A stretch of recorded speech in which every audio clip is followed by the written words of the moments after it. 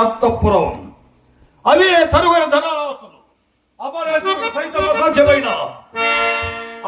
సైతం అసాధ్యమైన ఈ నగల పడి కట్టుకు నెరజాడవై 7 కోట్ల భూత శక్తులకు నెరజాడవై పక్కిరు పట్టపు దేవి నన్ను నా లోకమును ఏలుకోవేనాగో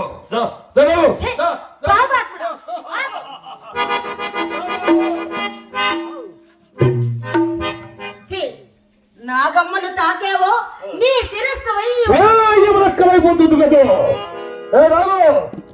నీ కోసం నీ సౌందర్య అనుభవించడం కోసం అహోరాత్రుడు వేగిపోతున్నాను. తీయ నవ్వు కోసం కమ్మని ముద్దు కోసం తహతలాడికి పోతున్నాను.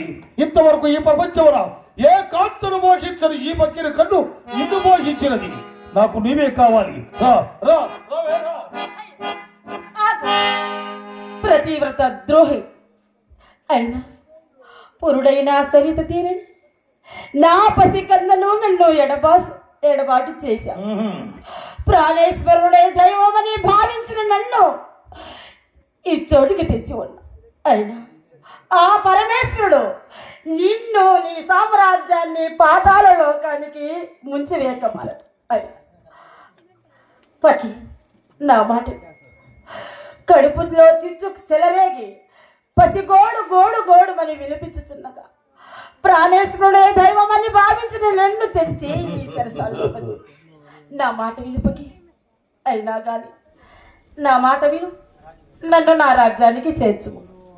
నీకు అర్ధరాజ్యం ఇచ్చిదను. అర్ధరాజ్యం ఇస్తావా? అవును పకి. నిన్ను విడిచిన నీవు నాకు అర్ధరాజ్యం ఇస్తావా?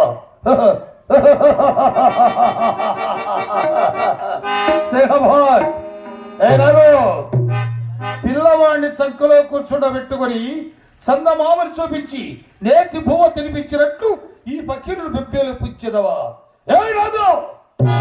నీవు నాకు పట్టాభిషేకం చేయనక్కర్లేదు. నీవు నా పట్టు ప్రాణివైతే నాకంతే చాలు.